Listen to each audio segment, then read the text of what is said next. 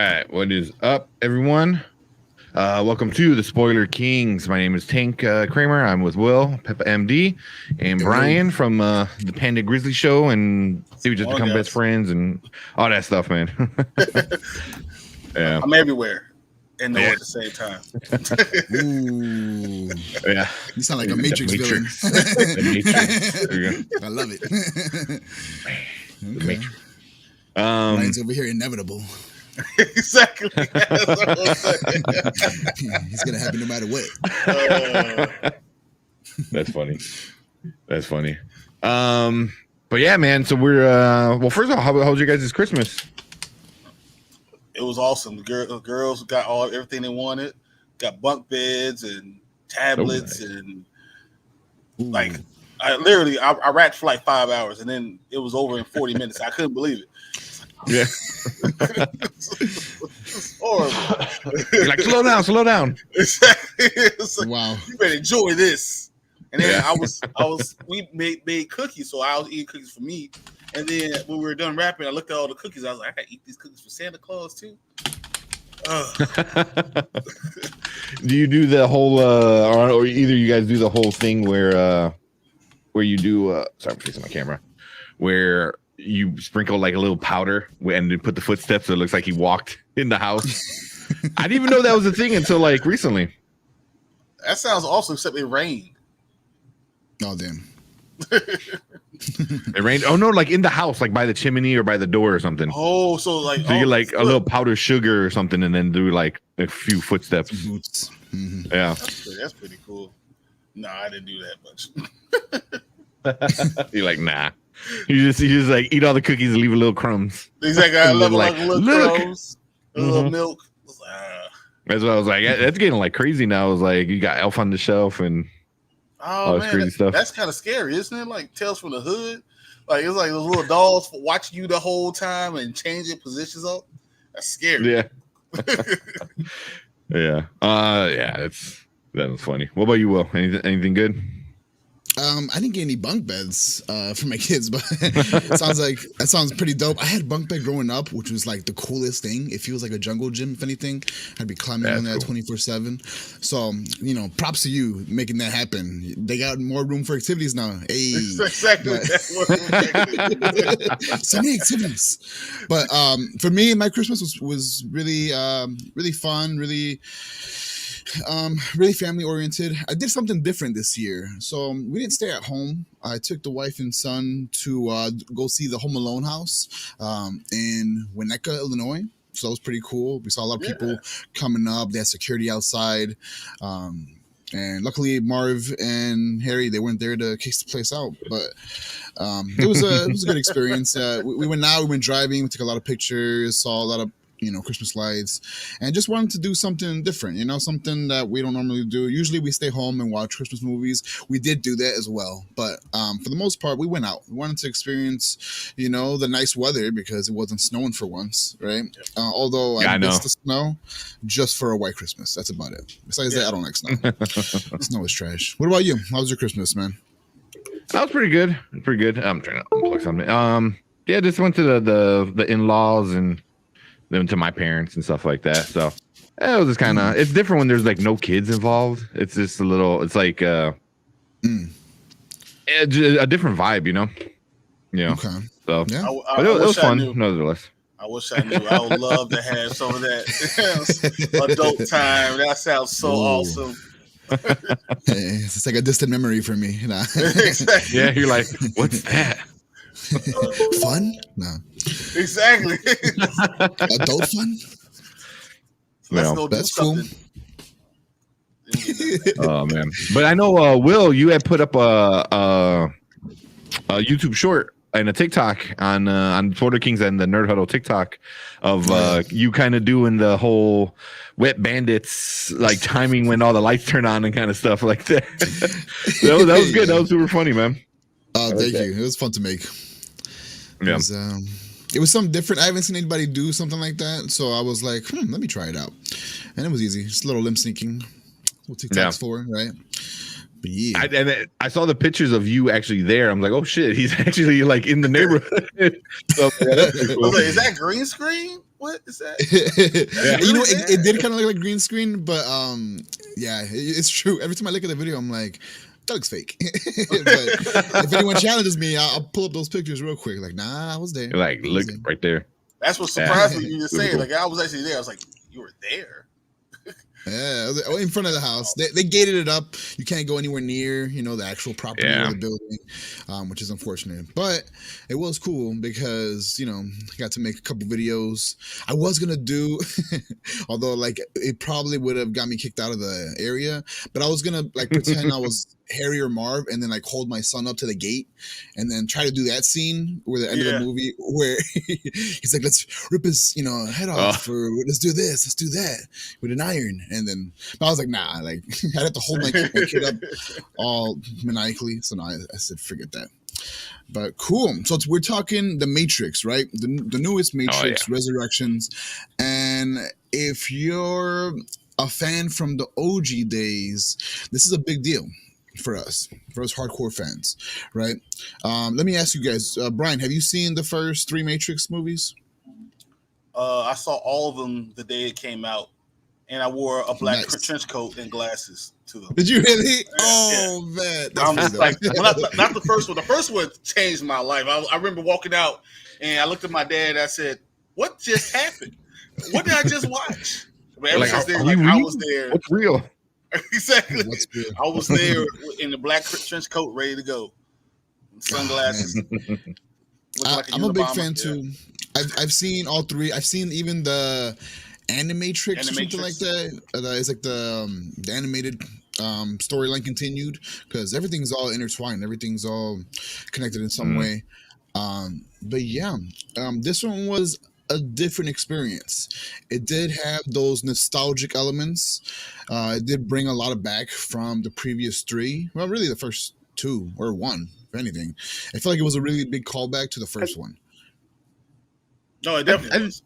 I think mostly number 1, but it had hints of number 2 and 3 in there as well. It still had Agent Smith, and how he was developing and stuff like that. So Hey, what's up, Randy? Hey, Randy, what's up? Oh, thank you. Modality's creating a bell. Yeah. But interesting movie. You got a trailer handy? You want to take a look at the trailer real quick? Yeah. I was debating, I'm like, should we watch it? But this one, like you said, is very different than the first. I think even if you watched the original 3, this one was just to stand on its own almost. I think so. Wait a second. So for those of you that are watching, we're not gonna. I know we are the spoiler kings. We are gonna spoil the movie, but just not right now. So don't click away just yet. You can stay for the first, 20, 30 minutes, and then after that, we'll really get down to the nitty gritty and take on those end credit scene that I just found out about. I didn't even stay for the end credit scene. So bad. Lucky. But we'll show that. Not the end credit scene, but we'll talk about that as soon as we're done with the actual review, which should be very, very soon. Yeah. So we probably won't stay into spoilers too long, or not spoiler free talk. We probably won't do spoiler free for too long. So we'll do spoiler free and do our ratings, and then get right into all the good stuff, like you said. The awesome stuff. Yeah. So there's no audio. Can't play the audio. But yeah, so you kind of don't know what this movie is from the trailer. You see Neo, and Trinity a lot. They kind of don't know each other. You see a lot of flashes between the old stuff, like you said, and some of the new stuff, which is really cool. Some people are missing. Hey, great value Morpheus. Yeah. Say, Great Value Morpheus. Great Value Morpheus. Yeah. I saw Marvin. Like, I think he hashtagged that or something. But yeah, I really didn't know what to expect going into this movie, especially from the trailer, because the trailer really doesn't give anything away, which really made me happy. It kind of gives you little hints like, oh, hey, something new is going on, but you don't quite know what's going on. Um, and then yeah, this movie really kind of takes you on a ride. Oh yeah, definitely. Yeah. I mean, pretty standard. I don't know. I mean, I don't really know how to set it up It's without giving too hard many to say spoilers. anything. That's why I'm like, I don't know Yeah, exactly what to say without spoiling stuff. it's So- definitely more of a sequel. Whoever the producer or whatever said like, oh, it's really not a sequel. It's not a prequel. I'm like, no, it's a sequel. Like, I don't know if they were trying to be like, too like artsy fartsy up their own butt kind of stuff with it. I'm like, it's a sequel. I mean, it's plain and simple. It was different. See, like, so this one was written by Lana, right? So this was written by instead. See, the first Matrix was directed, and they did all the movie, but they didn't write the movie. Right. And so this was a different type of movie. They went a different way with it, and I think you could feel that it wasn't written the same way. Yeah. It definitely had a different vibe. It had a different vibe. Do you guys know the reason for that by any chance? A little backstory on why stories are not really matching up with the visions that we've seen in the past? So you know who wrote the original Matrix movies? And I'm not talking the Wachowski sisters. Yeah, that's not who wrote those. No, who? Yes. So I feel like the original vision that was stolen from what is her name? Do you guys know her name, by the way? I'm blanking on it. I was hoping you had it. I was like, no, because they're saying I remember reading this too, is that the Matrix wasn't an original thing, that the Wazowskis kind of borrowed. They directed it, they did all stuff, but they didn't really write that movie. Yeah. I think that's why we got a different vibe from this movie as opposed to at least the first two. The first two were so well written, and with 1995 graphics and CGI, that was something to be reckoned with. And this one we got some CGI, and just the story felt different. So I totally agree with you guys that it's not what we're used to. Was it co-writers Alexander Herman and David Mitchell? So look, that's who wrote this one. So those are the two that helped on this one. Okay. And then the first one was by this other couple. I'm blanking on their name.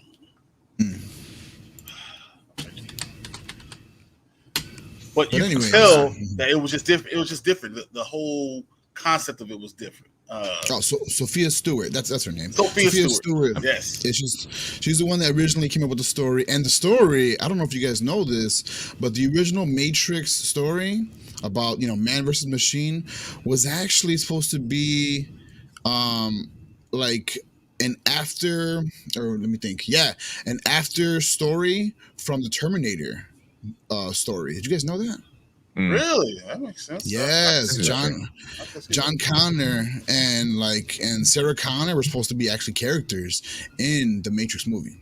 Now I know we're digging into the old one a little bit, and we really want to focus on resurrections. So do you guys feel that this movie was resurrected? I gotta ask you. The series, like the franchise, yeah. The franchise. I'll say no. No, right? Okay. I didn't even see that. Sorry, Oli. Happy Spoiler Monday. Thank you. I don't think they resurrected. I think they had a great idea. I thought the movie, I know this getting a lot of hate, was not bad. It was not bad. I don't want to get too much the ratings without saying much, but it was not a bad movie. It was written. I understood how it was written. I understood why it was written the way it was written. Yeah. Okay. But it's hard, and I can't get into it. I'm going to wait until we get into more spoilers before I can say anything. It's okay. So a few things that we can comment on without spoiling are like the kung fu or the martial arts. It's not even kung fu this time around. The martial arts. We can talk about that a little bit. We can talk about the CGI. We can talk about a few callbacks. I wouldn't say spoilers, but you think deja vu is a concept we could talk about. Is that really a spoiler? Nah, right? Nah. As long as you keep it general.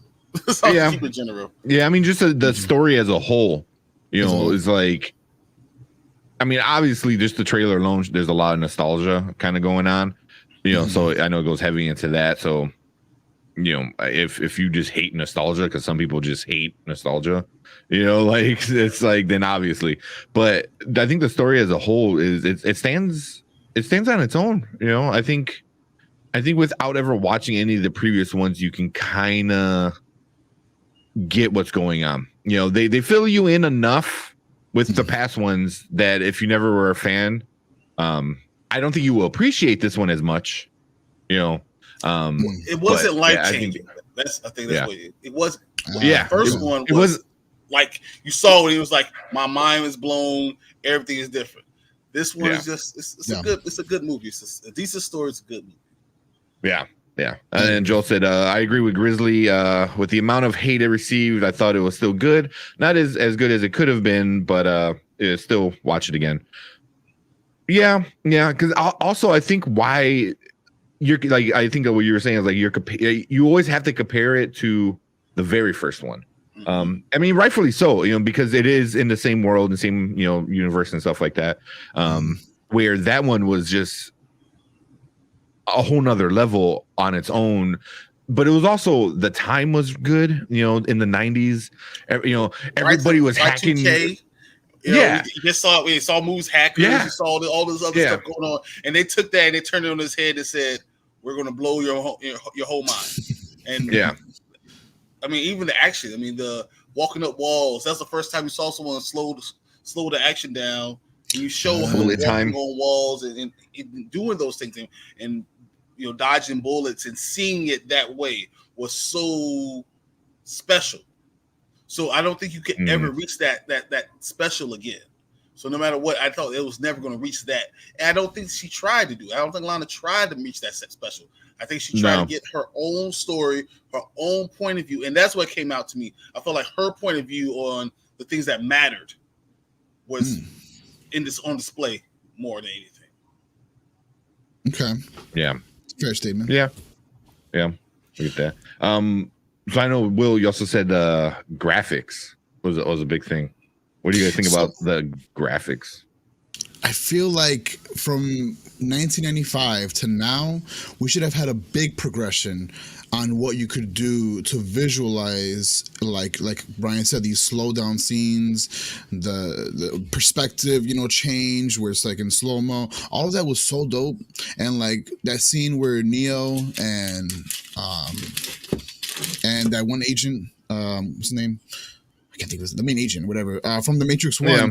When they do that little dive at each other, and then like Agent Smith, there you go, and then they do that whole like where they're diving and they're about to. That was newly done. Yeah, in the subway, they had to do a little bit of ingenuity when it came to that scene back then. That was all newly done. The stunts and whatever, the rope, not the ropes, the lines that kept them up. That's always been done, the lines, but like they really, really took OG stunts and CGI and made that something crazy. And I didn't get that from this one. From this one, it was some pretty Agent Smith, pretty lackluster CGI going on. The explosions and things like that was cool, but that's been done.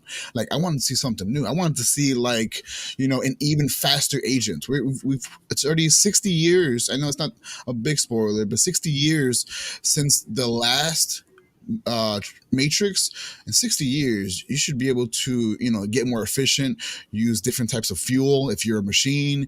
Like there's so many things that you can up your your game with the CGI, and I didn't get that too much. There was like a few machines, right? I don't want to give away of what they do. You can't say anything until you say something. Yeah. But there's a few machines there that they've progressed past like their original purpose. They're more than their programming. It's much more to them now.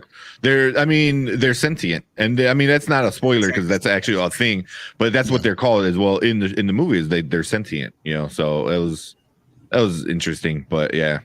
So what about those? You didn't like them, or you did like them? He should have been more. It should have been more. I want, you know what I wanted? I wanted a little like snippet, like feeling of like iRobot, where like it's like, oh shit, should we trust the robots? Is one acting a little finicky? You know, I was hoping for something like that. We never got that. We never got a mistrust of the machines. Well, not really. Not the way I wanted to see it go down. But again, this is not my movie, so I can't. You know, I got to make my own movie to do some shit like that. But from what I was expecting, I felt like it didn't hit the mark. It didn't hit my mark, at least, with the CGI, with the machinery. Like there could have been like all those scenes, like in the previous Matrices, where you had all those sentinels and they were all like, you know, like flooding the screen and all that. That was dope to see, but I didn't get that. Of course, because the story is different. We're not going to see that, but something like you're that. Right, though. What you're saying is right. I mean, it's right. I feel like you didn't get the intensity. You know how like when things were happening, you're like in the movie. You felt the heat of the action of what's going on. You didn't get that at all. You know, you missed out.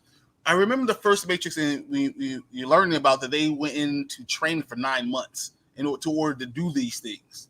Like they changed everything. They pulled all the stuff. This is 1999, and they pulled all the Y2K stuff, pulled all of it out. You know, everything they thought that we might be able to do next, they tried it in this movie. So it's hard to even compare it because you look at it and it's just it didn't do any of that.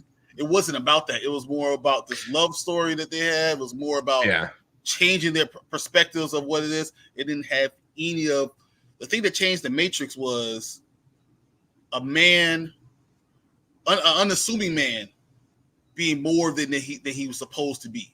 You know, like becoming more than what he really always was. And same thing happened with the machines. The machines became more than they were.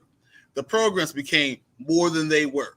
It's about those type of things. And I feel like with those type of thoughts, you push the button and you push the envelope. I mean, you try to do things outside of the box.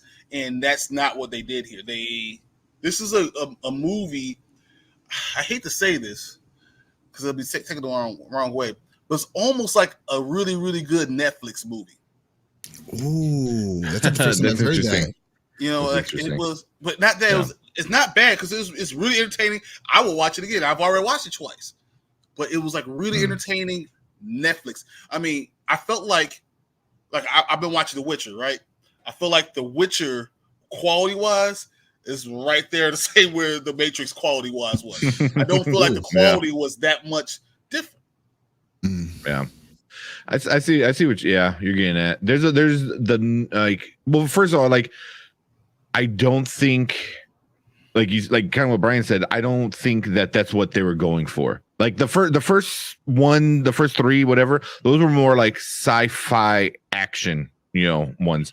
This one was definitely more of a sci-fi drama where the action was definitely more secondary in the background. Even like the big action scene didn't have that much action. And I don't know if maybe because you know Trinity or Carrie-Anne Moss and Keanu Reeves are not young. You know, they're not, you know, in 1999 they were a lot younger, so they're able to do John Wick. Come on, he's still John Wick. But I mean, you've ever seen John Wick do this stuff? Like he doesn't really like, he just goes like bam, bam, bam, boom, you know, pencil in your eye.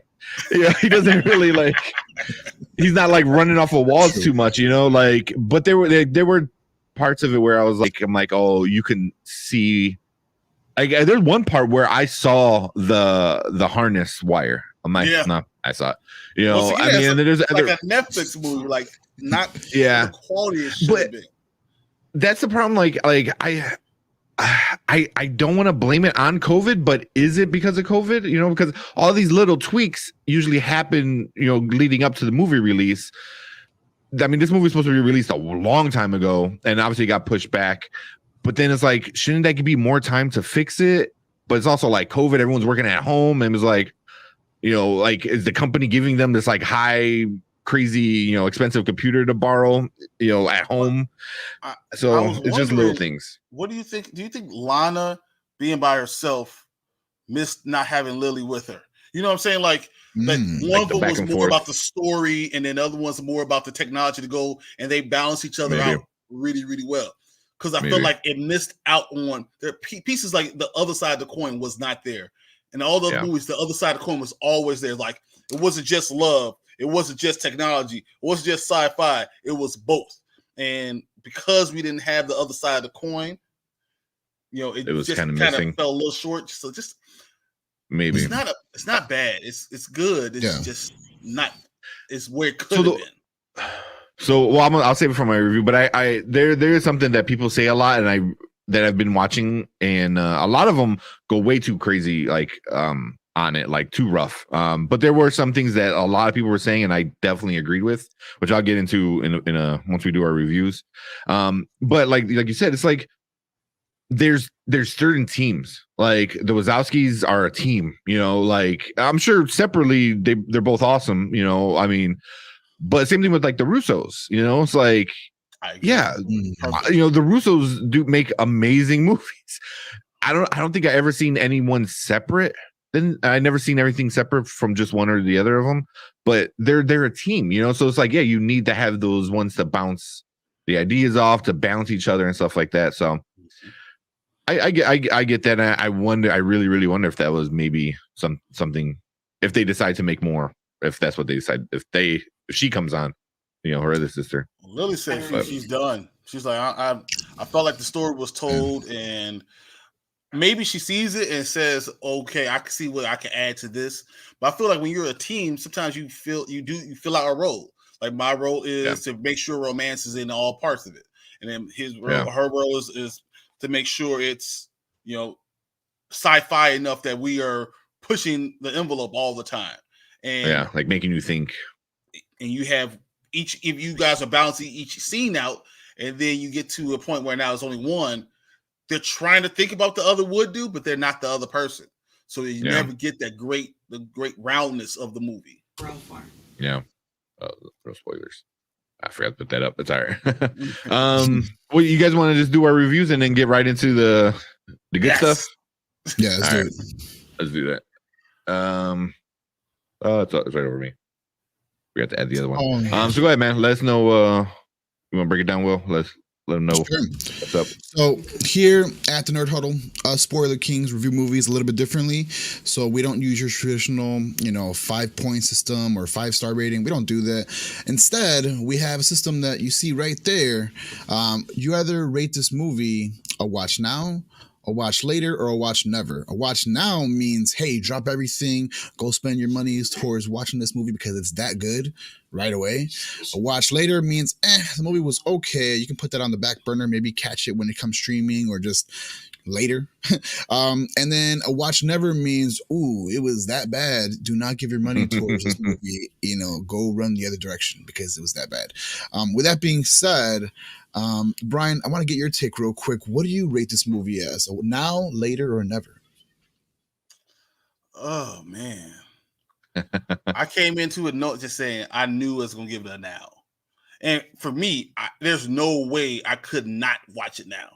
Like the type of person I am, the sci-fi, the person who loves The Matrix, there's no way I could not watch it now. But for a person who's not that,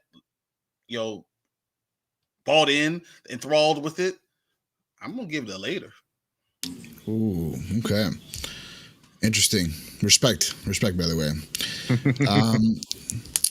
I guess I usually go. Yeah, go for it. Let me try, man. I want to say I agree completely with what Brian said. I was so excited to see this movie. I was really anticipating to see it, and I knew they were going to throw in the nostalgic elements because it's being such an older franchise. And so I wanted to give it a chance, right? Even knowing that they could have went the cliche route, they could have, used all these tropes that, movie creators do nowadays. I was expecting to get a lot of cheesiness and a lot of, throwback clips and whatnot.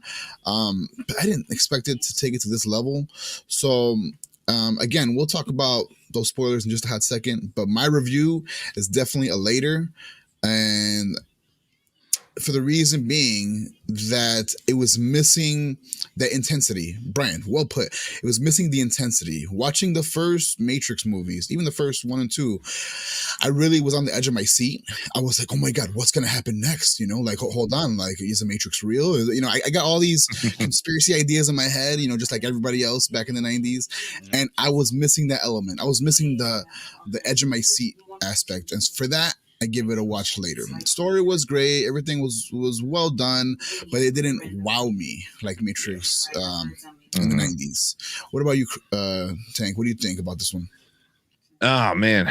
So, you know, just like, you know, like you guys said, like, I'm a giant fan. I mean, it literally changed my whole like idea of thinking about everything, you know, like the first one, you know, and when it's just being a movie like that, anything following up is super hard. That's why number 2 and 3 were also considered trash, and I loved those, you know. And people still say those are horrible movies. They're stupid, they're horrible, like they had good graphics but the story was bad. And I'm like, you're insane, because like, I'm like, no, those, I love those. That's this one, especially the third one was great. The third one was amazing. But people like say that's the worst one. Like, it went great to bad to horrible, and to me the third one was so great, and I was really curious to know what they were going to happen here. This one was missing something. There was just like something missing, you know, like if it was the intensity or if it was something else.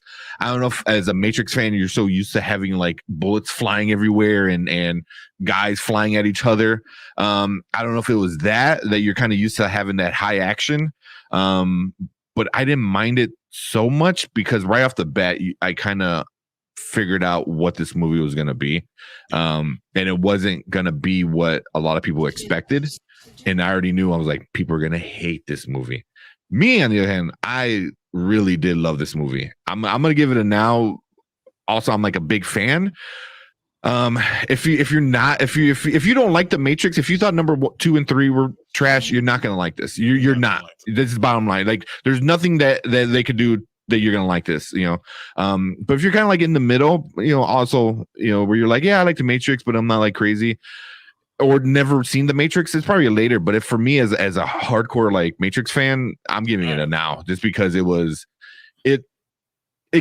made me think what else, like what's next, what else can happen, like where can this story go now? Because before it was just like, oh yeah, everyone lived happily ever after, you know. And then this one kind of was like, hold on, you know, like let's talk about it. So I'm giving it a now. I liked it a lot.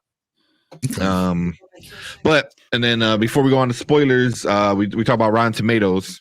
And Rotten Tomatoes, we got 65% from the critics and 63% from the audience.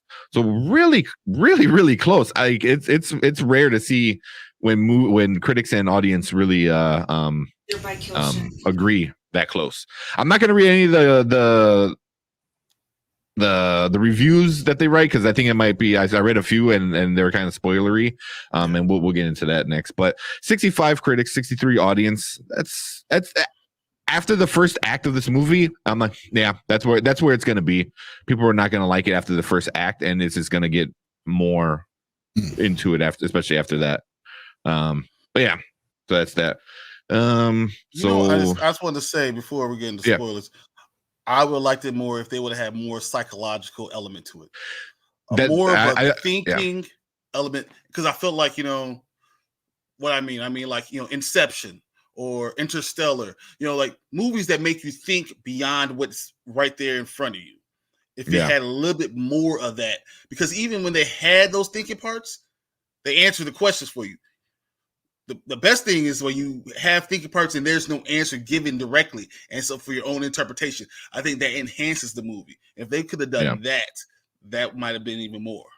I feel like they could have went hard, like either we're going like crazy hardcore graphics, action, violence, or crazy with like blowing your mind with like ideas, you know. So have you guys talked about the post-credit scene? If you did, what was that about? I was confused. Well, here, let's just go right into that. Go into spoilers.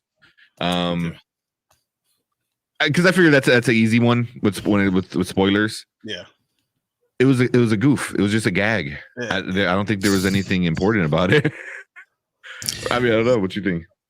I think it's talked about how much the people could be, thrown off of it, by anything. Cat, and they're making fun of cat videos. You know how people are just like, "Oh, look at these cat videos! Oh, that's crazy!" And it was kind of how people are like sheep, and whatever we put out there, that's what they're going to do. That's what they're going to have. And I felt like that was kind of what they were going with with that. Yeah. To show how much people are sheep just for fall in line. Yeah. Well, I mean, it kind of goes back to the first act of the movie, which probably I didn't expect that kind of what they gave us. It really threw me off, and I was just like, what? Like, because it's really, which this is why a lot of people didn't like the movie. It was very, very meta. I mean, it was like to the point where I was laughing at some parts because it was just so meta, where it was literally making fun of itself.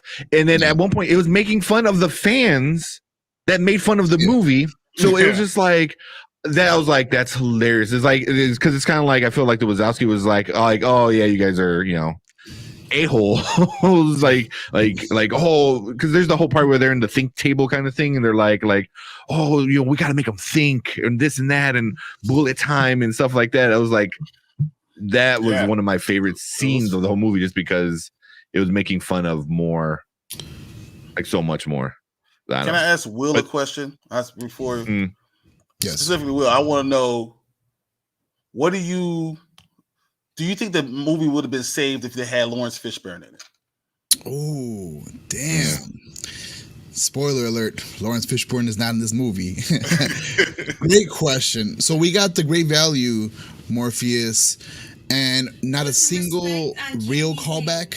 When I say real callback, meaning like something that progressed the story. 17th wall was broken. Yeah. How many times did they break the wall, bro? They kept building it up. It's like, again, boom. And spoiling of the wall breaking. But if Lawrence Fishburne was in this movie, I think it would have earned itself some cool points. I think it would have earned itself, but they would have had to use him the right way, because he's a cool callback character, right? Bring him in, but would he have, with the love story that they were going for, right?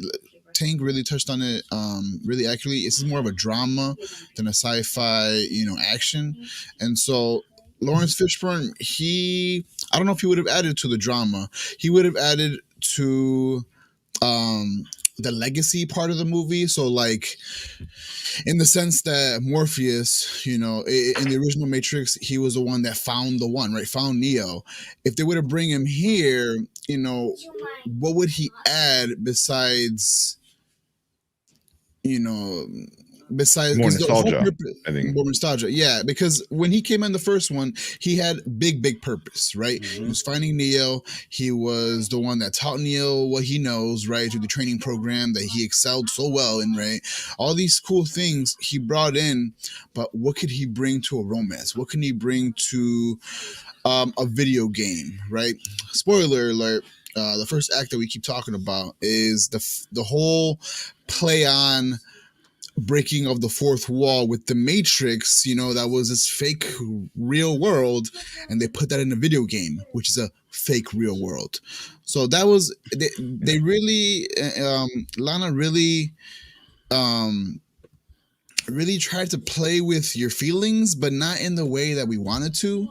They instead incorporated a video game, and I was hoping they would have, if you're going to go that goofy and really incorporate the video game, why not bring in the actual video games that Warner Bros. Put out, that was on PS2 or something, they could have used a PS2 control. They could have done a few things to make you think they're really making fun of themselves, but they're doubling down. I didn't get that sense. And so with Lawrence Fishburne out, I don't know if he would have added so much. I love him as an actor. He is just great. He's amazing. I'm not taking that away. Thank you, Mondo. Thank you, Armando. But if he was in the movie, I don't know if he would have been utilized the correct way. We didn't get a few characters that would have, helped progression of the movie. Imagine if we would have talked to the Oracle for a good 10 minutes or something. That could have progressed the story, sci-fi wise and romantically.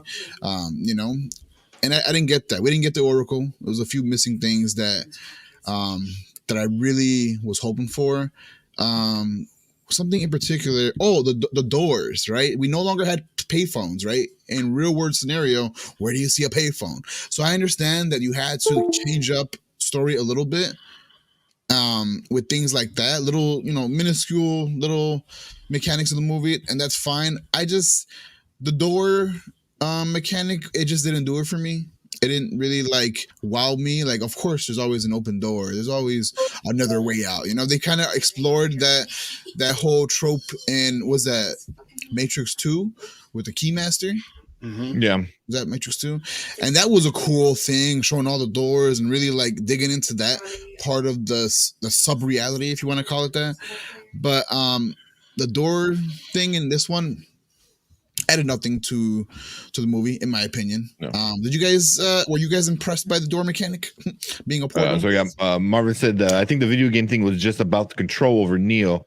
It was just a tool that they didn't focus on the game thing so much, which is why I agree. It was definitely, it wasn't meant to be so meta, even though it kind of was, but it was also meant to be like you're in control of your own destiny because you played the Matrix and you're actually in the Matrix. It's a Neo, that kind of thing. So real quick, before you go into the door, I want to talk about Lawrence Fishburne, like Morpheus too. Go ahead. Yep. I'm glad they didn't put him in this movie. It would have ruined the legacy of what Morpheus was.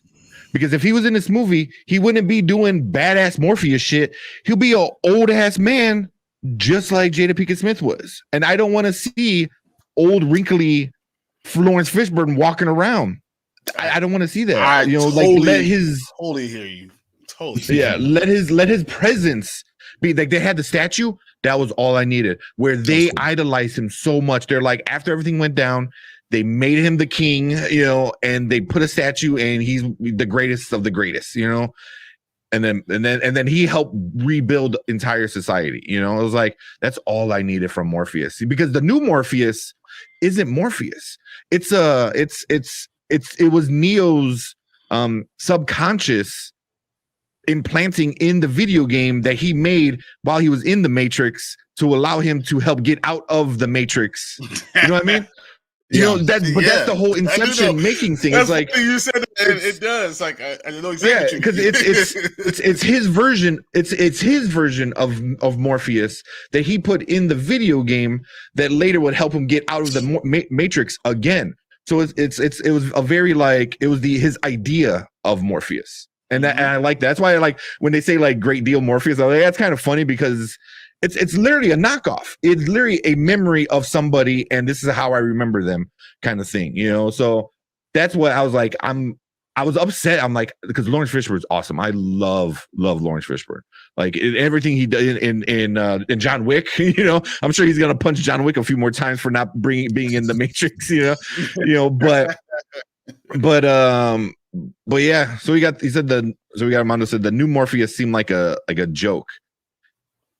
I don't know if he seemed like a joke. He just wasn't. He wasn't real. He was a thought. Yeah. He was an idea. He was a program. Yeah. He was a program. To do what the program was going to have him do. So I want to say this without sounding terrible. But my problem was the new society that they had no male leadership. So most of the captains were female. In IO. Most of the leadership there was all female. It was like it devalued the place that the man could also be. Not that the man has to be the man, to be the person, but the fact that there was no male kind of was a little bit like, all right, we should be partners. It's not all male. It should not be all male dominant, and it should be all female dominant. And it seems like instead of the one before all was all male dominant. They just went all female dominant, and that's why I feel like Lana put herself in that place a lot, and I felt like no matter where we were on the ship, female dominant. In IO, female dominant. Like, well, spoiler alert: Neo is not the one who figures out how to do all this stuff first. It has to be a female one. It was so anti-male. It kind of was like, all right, come on. So I felt like that's why he's like, what do you Marvin's like, what the hell are you talking about, Brian? There were like 5 male captains when they had the volunteers. That's what I thought too. It was the main captain was I can't remember her name. Yeah. So but who's the main character, Marvin? Who's the main character? Who's the leader of the IO? Who's her second in command, Marvin?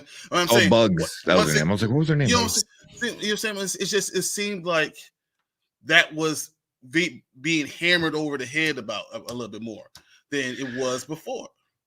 And not that I thought it was good to have Jada Pinkett Smith as the person who was leading it at the time, but it was just it would have been nice that she was leading it and Morpheus took a back seat to it. Like, I did this, now I'm allowing you to do this. You're doing it too, and it's like, and I feel like you're reaching with that. So Marvin said, I get what you're saying. I've talked to a lot of people that have said the same thing. I didn't mind that it was more girl power. The whole Trinity being the one, I didn't mind that as much because it's a brand new different Matrix. It's not the same Matrix. So why would the old one be the same as the new one? It doesn't make any sense. Also, like, I'm sure he has the power, but he's going through trauma. Yeah, you saw at the end. That too. They're both flying around at the end. But the trauma that he was going through, and it couldn't unlock what he wanted. Well, they to needed each other. They needed each other. Yeah. That's a callback from the first one. Is they kind of always hinted at it that they were stronger together, and that was like one thing. I remember being in a class and I was talking about like literally the Matrix, like the entire class, and it was just like nature versus nurture. You know what I mean? So it's like, was Neo the one because Morpheus and Trinity believed so hard that he was the one that he pushed himself to believe it, or was it actually nature where he was the one and like there was no one that was going to stop him, because but he wasn't the one when it was just him. He wasn't the one until he realized that Trinity was in love with him and he was in love with her, and the person that she loved was going to become the one. So it's like, but also that was implanted by the Oracle, because the Oracle said you're gonna fall in love with the one. Yep. So then same thing with Morpheus, you're gonna find the one. So it's like, like where does like destiny and choice kind of become that whole thing with that? But this one was definitely like roles reversed. It's like he needed her or she needed him. Question. Yeah. If you separate Neo and what the hell's her name? Trinity. Does that make you not the one? Can you only be the one if you're in this relationship? That's what it kind of sounds like, what you just said. And it kind of sounds like it's true that when Neo, when he was by himself, not really valuing his love for Trinity, he wasn't the one. The Oracle was even like, nah, you ain't it. At least not yet. And then when he did, get together with Trinity, then he was the one. And then same thing here. Trinity was just a stay-at-home mom or something in her Matrix world. And as soon as she finally woke up and was like, oh, Neo, I remember you now. Then she turned into the one. She got her flying abilities all of a sudden. Like, I think you can only be the one if love is involved. If you have no love, no purpose, I think the one doesn't even exist. I think love is the driving motion or the driving factor. Well, I think their love. I think that's definitely their love is what made it so special. They're able to transcend the ideas, because they've had other ones before, but none of them did what Neo did. But that's because and they even said the architect even said it's because you had connection to everyone else differently. Because you're in love with that person. You will do anything. You will die for that person. So everyone else, who cares? Because even think about when Neo got to Io, he was like, yeah, I hear what you guys saying. I know you said I could bring it back down it'd be bad for everybody else, but guess what? She's my everything. That's where I'm going to go. Yeah, it doesn't matter. What nothing else mattered. Yeah. So it's it was. It's definitely them together, and that's why I liked about this movie was they literally pointed it out, which it kind of, well, I guess I don't know if I liked it, but it makes it more obvious, like them together, no matter what world they're in, them together are like soulmates beyond, like they are the same kind of person type of thing. Is like, that what it was? They're two halves of the same. I felt like they built a new place around them.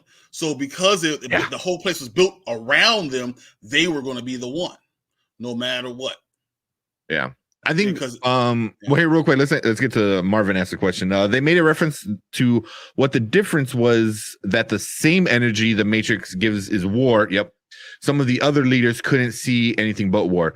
Yeah, exactly what I was gonna say is, like, did a lot of the guys were like, all I know is killing robots, therefore all I can do is kill robots, and they stayed in Zion and just shot at each other all day. And then then the women and were like, hey, we're gonna make a nice peaceful and allow everyone in. I don't but isn't that once again mind that so much? I felt like it should have been like, no, we were hand in hand together, and we together were able to take it to another level, instead of saying men were stupid and women are the way to do it. You know what I'm saying? Like, I felt like it's supposed to be a partnership, and that's not what it was. That's not what they were saying. I don't think I felt that much about it, because even like, because the main guy who took Neo to his cell, that was another one of the captains. And that was a dude. He was right after. He was our main person. Yeah. So yeah, he was like one way. He was different. I forgot what his name was. I'm blanking right now.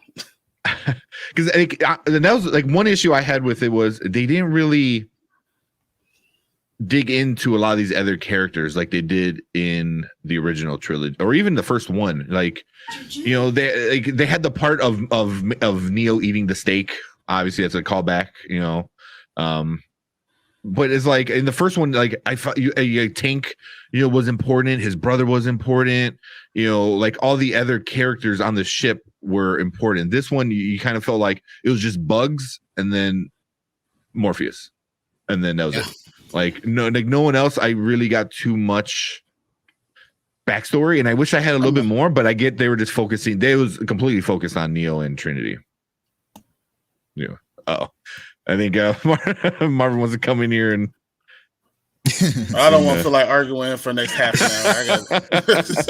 I'm just like, whatever. You want to be here, I will go. But Sati, they talked about the program because our parents, right? They did a little bit of her. Said we had Bugs, we had Bugs. Trinity, Niobe, but yeah, they really didn't get into anyone else. The other chick, I was kind of curious. I really wanted to know more from her, because she's like, I'm here because of Trinity. Because Trinity also had like this mythos to her. It was like everyone knew Neo, he's the one, but then people, like a lot of the women also were like, yeah, Trinity was also a badass too. Where she's like, Bugs, I think is like, oh, I wanted to be like her. The other woman on the ship was like, I wanted to be like Trinity. So it's very like that. I like that. It was like, it wasn't just Neo. I think a lot of people 60 years later, they found out like it was the whole group. It was Neo, Trinity, and Morpheus that really kind of saved them, in a nutshell. I don't know. I mean, there were parts where I get why, like what you said, I think people are saying it's woke, it's too woke and stuff like that. I didn't have an issue with it being woke. I didn't think it was, but I think people were going to say that no matter what, because of the Wazowski it's one of her movies, so like something like that. Yeah, I'm gonna bring Marvin in, see what he's got to say. Yo, hey, Welcome to the I got show. a What's baby. up, man? Oh man, so you congrats can't to get the too loud. baby. Don't be putting him on there. Yeah, so I think that the love story part that people are focused on was a screen to actually what was happening. I think the overall thing that they kept going to about what happened with the robots and the machines and everything, that they evolved. They're following the same path that humans did. Oh, something happened. They had a revolt. Now some of the robots want to be with them. They also the part about them being together and being closer and stuff like that. I think that was more important than actually being in love. They're going through industrial revolution. The robots are. They've discovered nuclear power by having them do that. And I think that a part that gets missed, Anderson and Smith, he said to him, we "You've even talked never about understood our relationship well. If you understand nuclear fusion and nuclear fission, it talks about it. Nuclear fission is what they do to make the atom bombs to destroy. Okay, that's Mr. Smith and Mr. Anderson. They're the same, one and the same. And he said, "You freed me twice." They split them up. Yeah. I can't have you escape, and then I go back to being part of it. So that's the part that I think that people are missing. The fusion part is what Neo and Trinity are. And I feel like that's what he spent a long time talking about. Oh, we found if we keep you there, thinking that you can reach it as long as you're close, but not touching.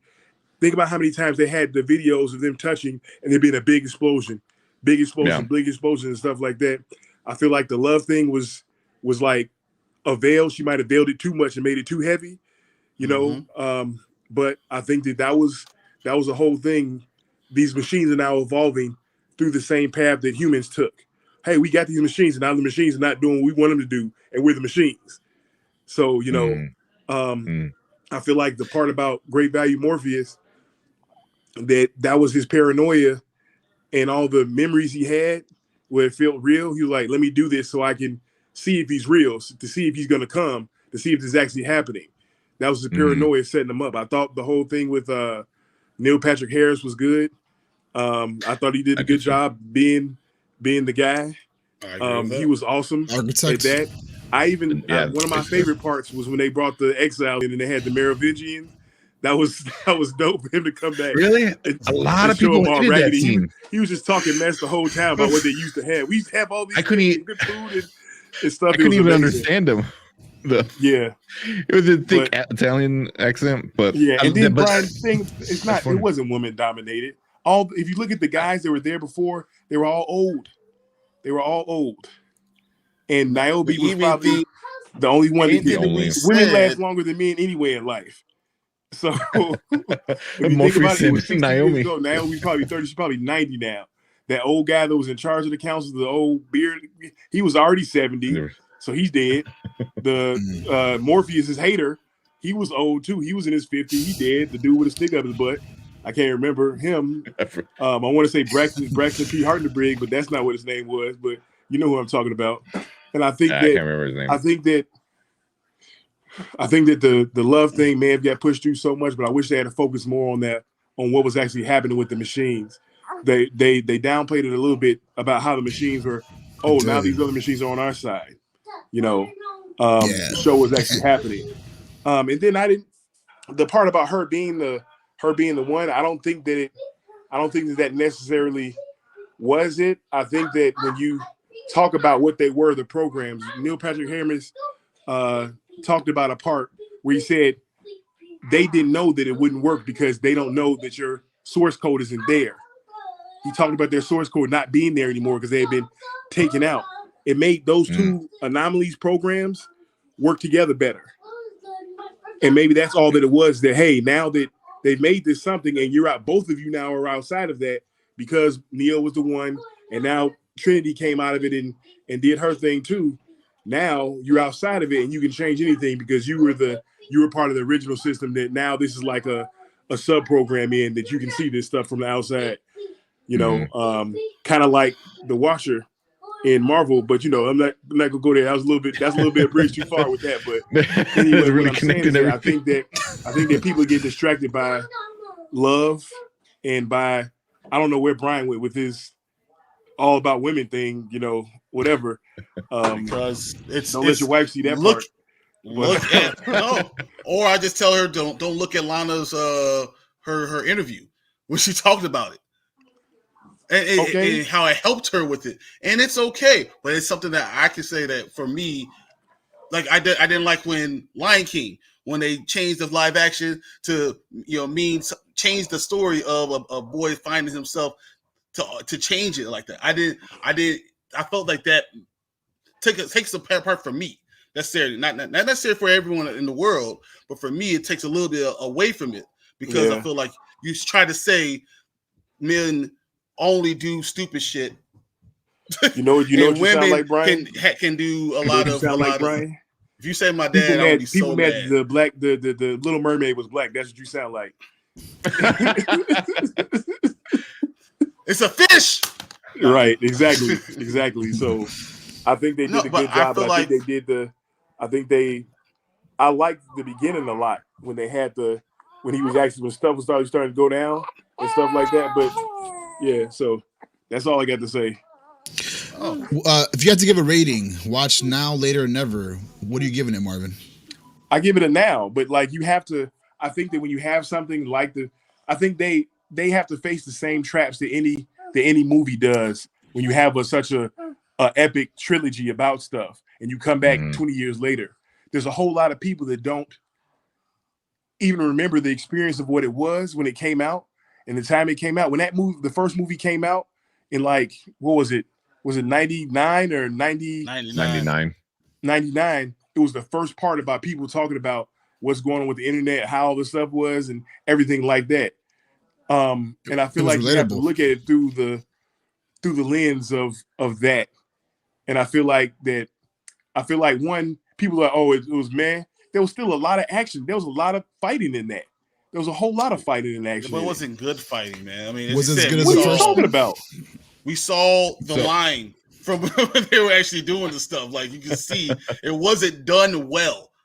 Okay, so you're talking about the quality of the film, as I said before. That's a good question, Armando. Do you think there's a trinity out there for Agent Smith? You know what I think? It's not necessarily about. So a girl virus. I think it's not even necessarily about that so much. I don't think it's especially about them being Neo being the one or Trinity being the one. I think it's a different level that you reach that anybody possibly could if they continue to fight. They spent a lot of time talking about how people didn't want to be free anymore.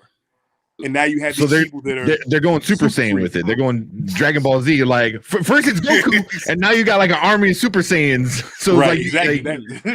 Is that what they're going with it? You know, like a bunch of people are becoming the one. You know, you might see a robot become the one next. You know, I mean, but that'd be interesting. I think that relationship between Mr. Smith and Anderson, and then Anderson and Trinity, that is. I didn't even think about that. The same side of negative and positive. Negative reaction, positive reaction about what can happen.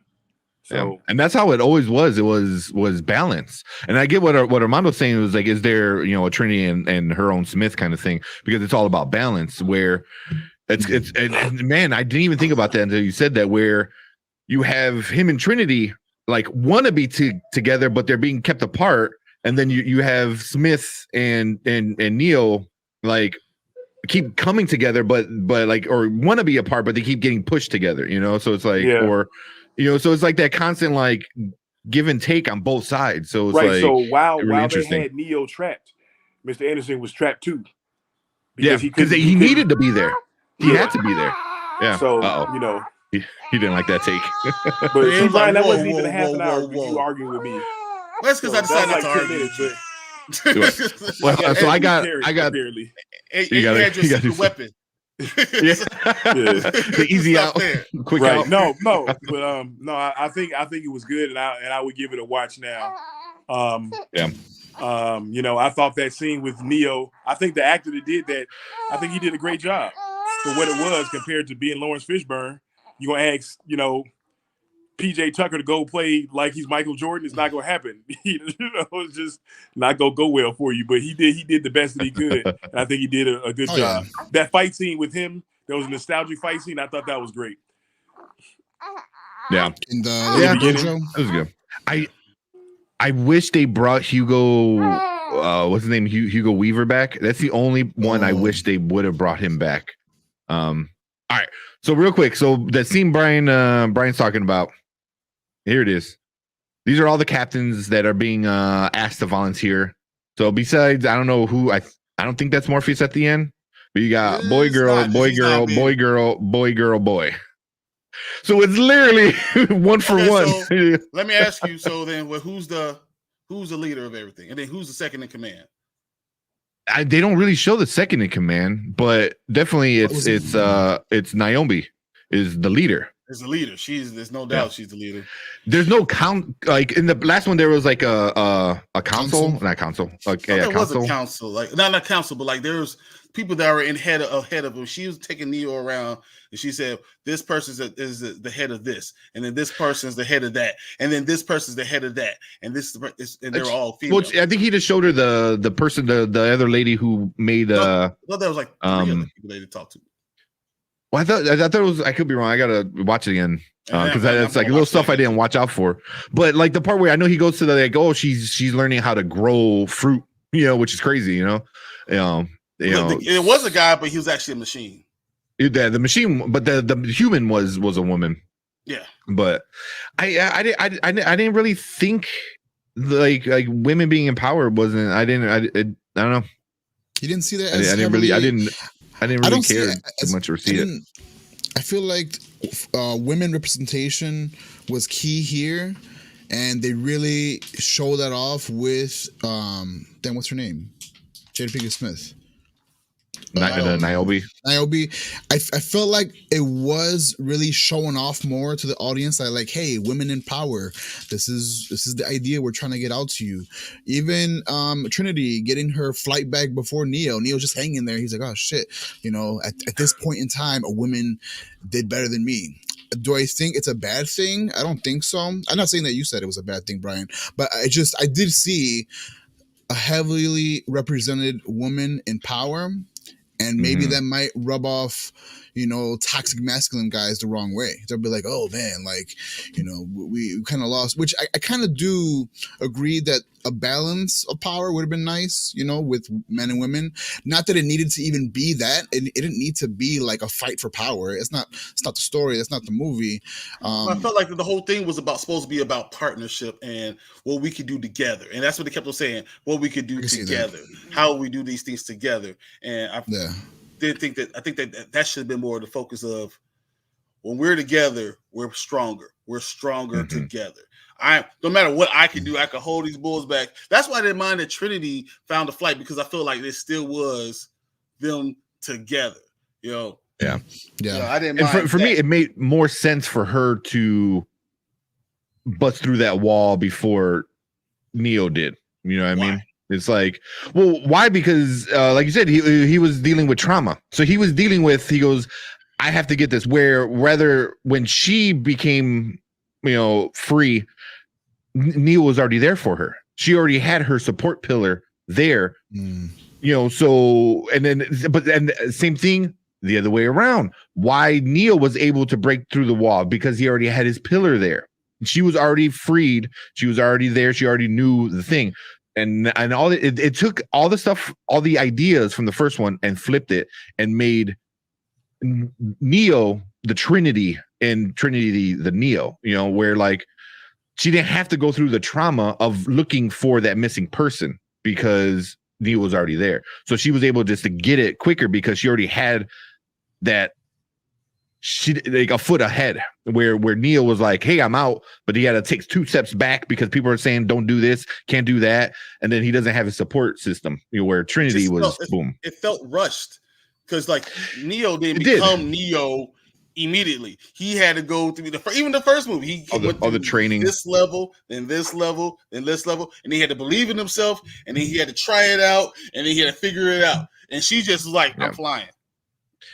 But I feel you can skip that though, because she's been with him for so long. So she knows the capabilities of the one. You know, same thing with Super. Like, dude, I didn't even think about this until Marvin said, until Super Saiyan. It took thousands of years before Goku became Super Saiyan. And then, like, a year later, his, like, 9-year-old son becomes Super Saiyan, you know? So it's like when a person already knows the tricks, when somebody already knows the tricks, then they can advance quicker. And then that's kind of like the whole story of, like, just life in general. You know what I mean? Like, a rich family is going to have a easier, like, their kid is going to have an easier time going through life because they already have that step ahead of stuff, you know, rather than the kid could become rich later.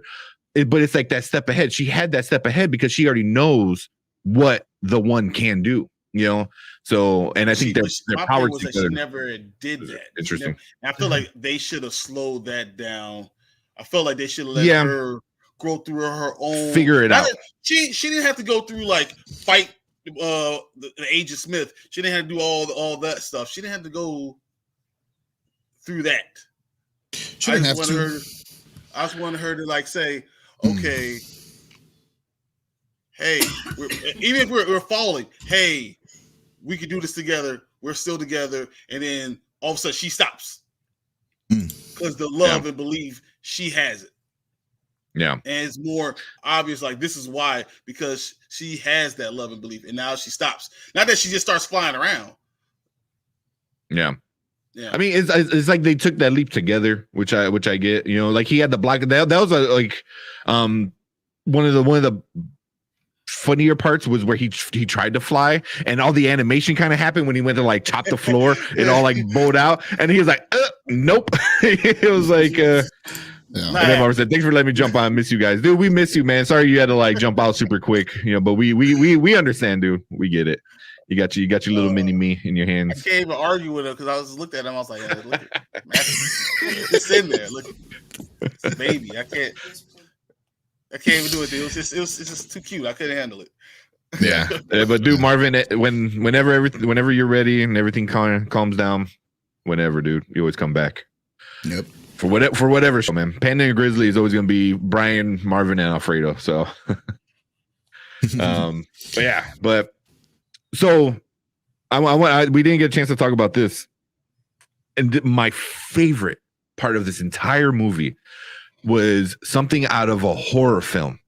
Is when the other robots, and that's another thing I didn't understand if they were other humans being controlled or they were other, like, bots, like how Morpheus was in this one. When the was it chaos mode? What they call it? Swarm mode or something like that. Mode. Yeah, that's exactly. And they start diving out the windows.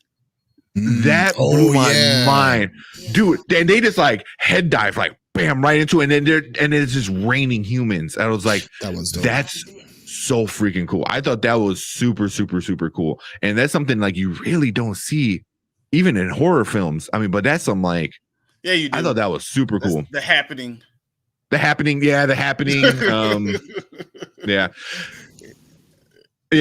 Yeah. I was like, you haven't seen, I was like, you know what? I haven't seen it in a while because it reminds you of, like, bad stuff, but yeah, I thought that was really, really cool. Like, the one guy was, like, in bed with his wife, eyes got Matrix, and he just, like, takes off and dives through the well. I was like, what? And then, like, I like that the camera followed him down, you know, until he, like, hit the ground. I'm like, that was a cool shot, you know. But I think people were expecting another super. But I think that's what people were expecting, another, like, bullet time where, like, you know, somebody's gonna, like, you know, do all that. When we got that instead, and I thought that was super cool. You know, it wasn't, like, high technology, but it was some cool shots. The idea of it is just so, like, whoa, you went there. It kind of, exactly. And I don't want to, like, bring this up because it's so sad of an event, but it kind of, and this is so bad, but it kind of reminded me that scene of 9/11 when people started, you know, unfortunately, I don't mean to laugh about that, but unfortunately, when they were like, oh damn, you know, I'm gonna die, so fuck it, we just jump off the building. I got that vibe, and I'm like, damn, that was super sad and super, like, damn, that happened. And so that's why I said, like, trauma. We haven't seen it in a while because it reminds us of bad stuff. Definitely like that. But yeah, I do want to say this though. I felt like the beginning of that movie, you could have went so many different directions. Yeah. Because the beginning of the movie was really, really good. When you're sitting there trying to figure out what's going on, they can went a lot of different directions. They could have kept that beginning, and if they had more fighting scenes and more epic stuff, I think it would be just as good. But I don't think you would have pleased everyone because the Matrix is so polarizing. So there's no way to please everyone. So if you're going to make the movie and she said she did it because she was grieving, she wrote it because and Neo and Trinity helped her grieve. If you're going to do it, go all the way. You know, this is not going to be a trilogy. She already said this is not a trilogy. It was her dealing with her grief. Yeah. I wonder though, because they also made fun of Warner Brothers. They're like, "Oh, Warner Brothers is telling us we need another one." I mean, if this starts getting enough buzz, I think it came out in the wrong time. It should not have come out a week after Spider-Man. That you're crazy. You are crazy. Like it should have came out in November, February. No, they should have came out in February. Oh wait, yeah, when nothing's there. Yeah, there's nothing. Yeah, I mean. Valentine's Day, you get to watch the Matrix and Love. Oh man, that's perfect. Yeah. So that would be the only thing I was like, I'm like, really? Like you're gonna choose to put it out right now, like against the first $1 billion movie since the last Marvel $1 billion movie? No. Well, the first thing they said it was going to come out the same week as John Wick. That would have been terrible too. Oh, that would have been so bad. Away from John Wick. Ouch. Yeah. Yeah. Well, like, oh, hey, John Wick is in both of these films because he looks like John Wick in this film. I think he was filming John Wick when he was like right when he was done with this or started vice versa, whatever. Doing like right afterwards, like John Wick and then yeah. But I mean, even like what like Marvin said, I didn't even think about that. Where like maybe if they not went so hardcore into the love part and more in like they're basically a nuclear reactor together, where like Neil Patrick Harris had to figure out how close can I get them, and get the max amount of like energy from them. And that was such a throwaway line too. Yep. Marvin said fission and fusion. I think that is exactly because of the age they're in. Fission and fusion is exactly what they are. Yeah, but they didn't play this like a triangle. That's something they should have done. This was not played like a triangle. If they would have used it, I mean, I think Marvin is. You guys, I've known Marvin for a long time. He's brilliant, so he's thinking more into it than they even did into it. And I feel like that's what that is. That's what they should have done. Once again, we said we needed more in that, and I think that they didn't. They hinted at it, but they really didn't go hardcore into it. Yeah, they should have went more hardcore with Smith because like I love the whole relationship between Smith and Neo. And part of me I wish they brought back Hugo Weaving, who was the original Agent Smith. Yeah, he's also old as balls at this point now too. So I get why you kind of did it. Where like Carrie Ann Moss looks a little bit older, but I mean Keanu Reeves looks exactly the same, just with a beard. Like he looks maybe a little bit of wrinkles, but nothing crazy. Where Hugo, he aged well. That's what he aged really well. Yeah, that's what it is. But it was very hard because Hugo Weaving as Agent Smith was such a like mesmerizing role. He goes, Mr. Anderson. That was another thing that really pissed me off. He kept calling him Tom, and I'm like, that didn't feel like Agent Smith. Never has he called him Tom. It was always Mr. Anderson. Yeah, and that was the part that was the biggest part that pissed me off. I felt like if he kept calling him Tom like their buddy, but I was like, that's not their relationship. No. Their relationship is like, I need to kill you, and you're always Mr. Anderson. It's not this Tom. I didn't like that. That's like that really rubbed me the wrong way. For some reason, I think that's just like being a super fan. It's like no. Like, I think that guy that played Agent Smith's like essence, if you will, I think he did a good job, but he missed the key elements that made him Agent Smith. I totally agree with you.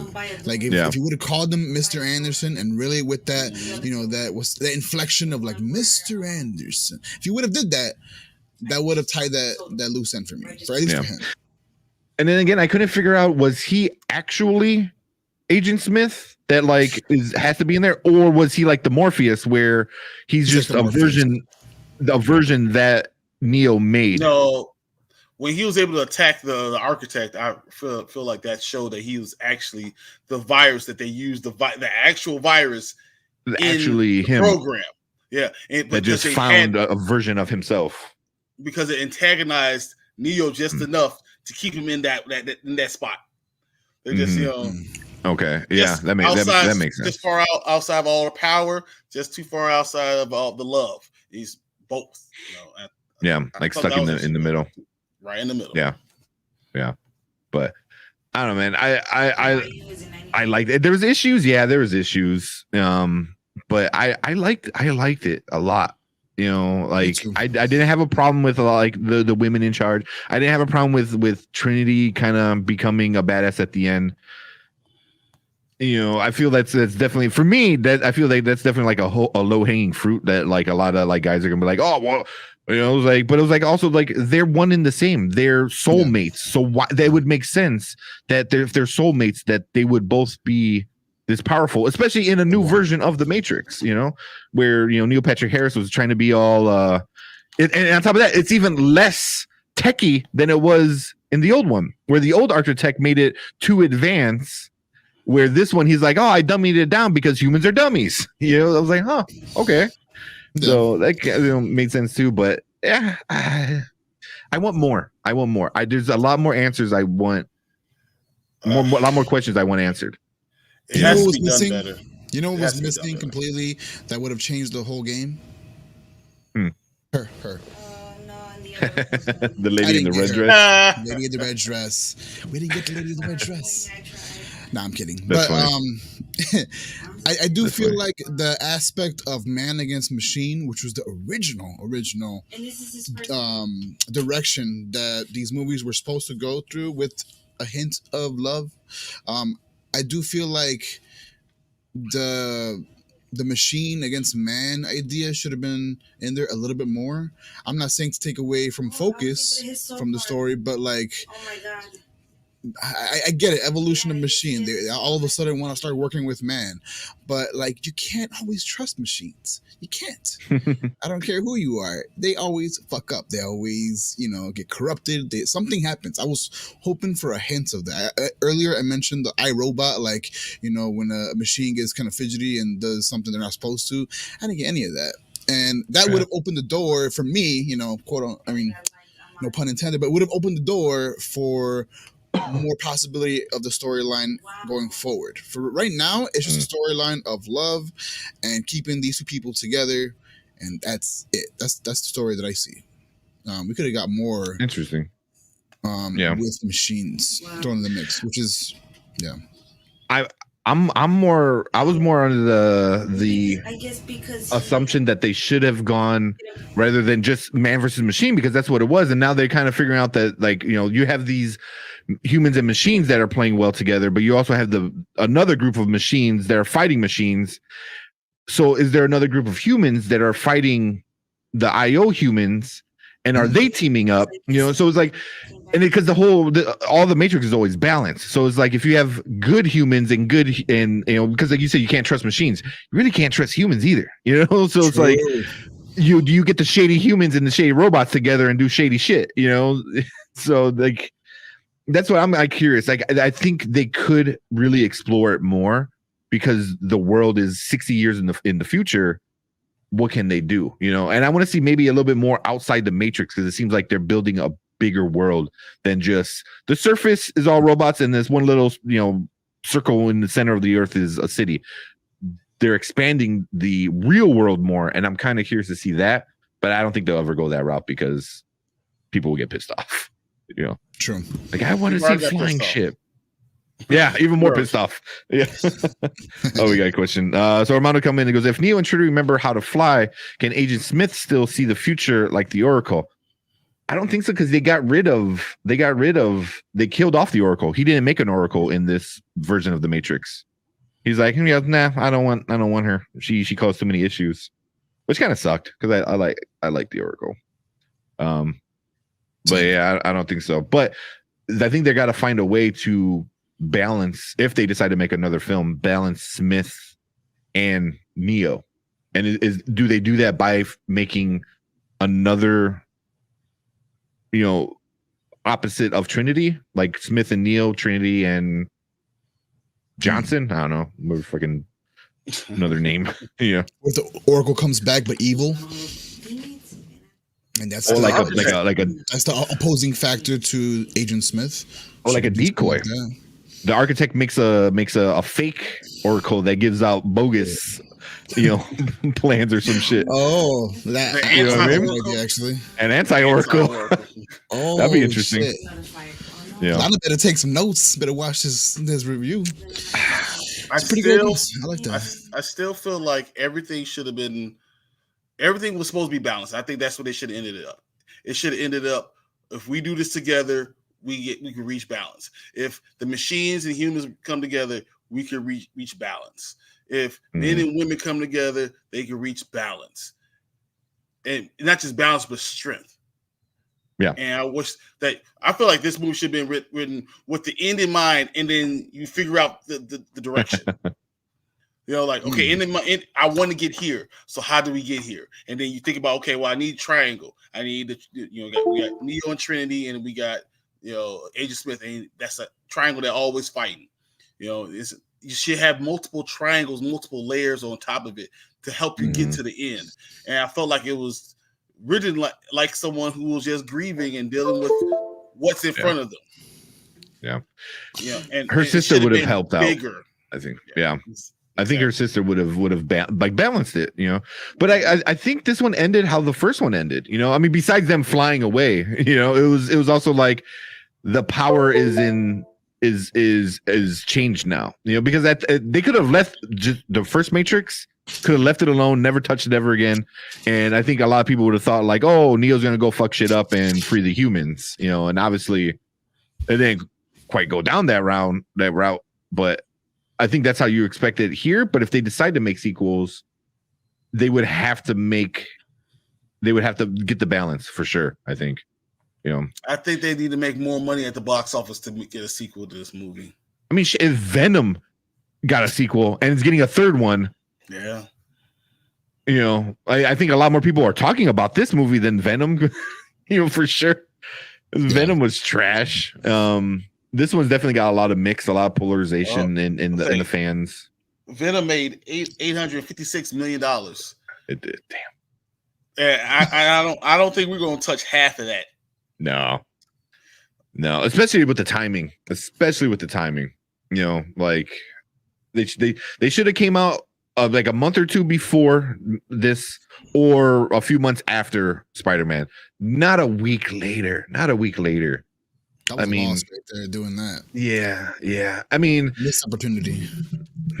Yeah, they messed that up. I think that's all HBO, and then also it came out on HBO Max.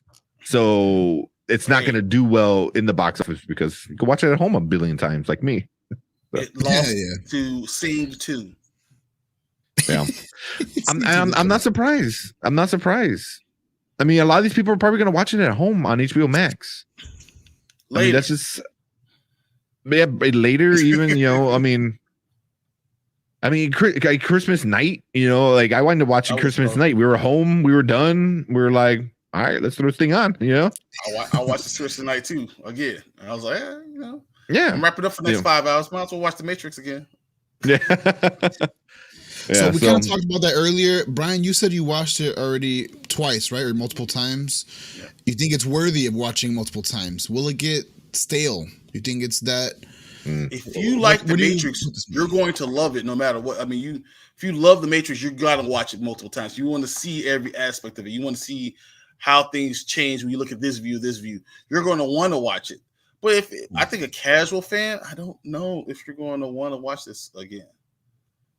Okay. I want to watch it again. I've watched it, like I said, twice. I want to watch it maybe 1 or 2 times more to just get some more insight on things that I missed. Because as you know, there's a bunch of callbacks to the originals. So I want to watch it again. Tank, you said you want to watch it again as well. Is this watchable? Oh yeah, this is for me. It's like I'm gonna watch it 3 times. It gets better. The better it gets better the more times you watch it. For me, because you're able to find things that you missed the first time. You know, like the reflections in the glass, like the conversation that Trinity or Tiffany had with her husband, where she's like, "Oh, it looks like me," and he laughed, and then you start to realize, like, oh, he laughed because she's a blonde white girl, where she pictures herself as Trinity. So. You know, and that's like stuff I missed the first time, where I'm like, oh, the reflections, and they only showed that like I think one time, where she's actually not the way she thinks she looks, you know? Yeah. So it was like stuff like that. Like you catch so many things that adds to the story every single time. And I think just like the first three, every time you watch it, it gets better. Same thing with this one, you know, and I can't even count how many times I watched 1, 2, and 3. You know, it's been so, I mean, I'm not even kidding. It's so many times. Like I would go out in my car for lunch and eat so I can watch The Matrix like for an hour, you know, and then throughout the week, I watched all 3 movies and then do it again, you know? So yeah, I mean, I was that addicted to it because it was just so everything, you know, like, you know, so yeah. Masterpiece. The first 3 movies to me are masterpieces. As much hate as they got, they brought new elements to movies and new intensities that I didn't know were possible. And in this one, I felt like it was a bit missed, but the more I think you're right. The more you do watch it, the more you catch on to the story more. I am glad they didn't do one thing like, what were you gonna say, Brian? No, but I think that's because we love The Matrix. I think it's because of who we are. We love it no matter what. And the more we see, the more we know, because we know so much about it. That's why we like it. But I don't think a casual person would care. Yeah, no, I agree with that. I mean, if this is the first, like a newer generation, like obviously, like if you were born in 2000, you're not going to have the same feelings to it. So is this one that maybe brings you into it and start thinking about all this crazy stuff? And that's what I thought it should have been. It should have been something that just totally blows your mind, and lets you think about something more than what it is. And it was too straightforward for me for that. Yeah. I mean, it still has its issues. It's not as definitely as a deep thinker like the first one, or basically the first one, you know, first trilogy was. But it had its like kind of like made you think a little bit. Not as good. I don't know what you think. I thought it was good. Like it was still a good movie, and because I like The Matrix, I enjoy it. I enjoy watching it. I'm going to watching it over and over again just because I'm that type of nerd. But that's right up my alley. But I feel like they could have been more, and that's why I'm comparing it to more of that. It could have been more. You could have done more with it. Like it should have been The Matrix 1 for a new generation. Exactly. You should have been able to bring someone else in because of it. Yeah. And then, Ken coming in. I'm hoping they make a movie to connect Terminator and Matrix, which would be interesting. I hope so. That was because I know that's what you were saying. Yeah. That was the whole reason why these stories, not movies, these stories came out, was they were supposed to be interconnected. They were supposed to do a whole like crossover thing that I don't see it happening anytime soon. Is even Terminator by Warner Bros? I don't even think so. I'm not sure. But anyways, they've already went separate directions for like, you see how many Terminators there are? Just like what, 1 billion? Like there's just you can't kick that dead horse any more than you can. But I do hope they do more with The Matrix. Although I was gonna say earlier, I'm glad they didn't take the cliche, thing of like, for example, LeBron James movie Space Jam: A New Legacy. You know how in there his kid made a video game and then like they got into the video game. I was so glad they didn't do that in here. I did not want to see what was in Neo's Matrix game. Like I think that would have killed the whole movie if they would have did that. Like his whole it just would have been Free Guy. Yeah, it would have been Free Guy. It would have exactly. No. That's funny. That's true. Yeah. They could have done things a lot worse. They could have. Yes, but sure. they could have. I think they could have done. They were closer to this being a great movie than they were this being a horrible movie. I mean, I know there's some people that are like, "This is the trashiest trash I've ever seen." But I think it's definitely more closer to being like, it was a few things away from being great. Ready Player One. Yeah. Hey, I'm weird. I like the movie. I don't care. That would have been. I like Ready Player One. It's not as good as I like Ready Player One. I like it. So I didn't finish it. It gave me vibes from that one Gerard Butler movie where he was controlled by a play. It was the same concept. I think it was called Gamer. Something like that. Yeah. I don't know. I was expecting a lot from Ready Player One, but I liked it still. But I guess that's kind of how I felt about this movie. I was expecting a lot from this movie, but I liked it still. And every time Ready Player One comes on, I'm watching it. Yeah, yeah. I gotta watch it. If Brian thinks it's that good to keep watching. Oh, you never seen him? I'll finish it. I haven't finished it. Oh, you should. The book.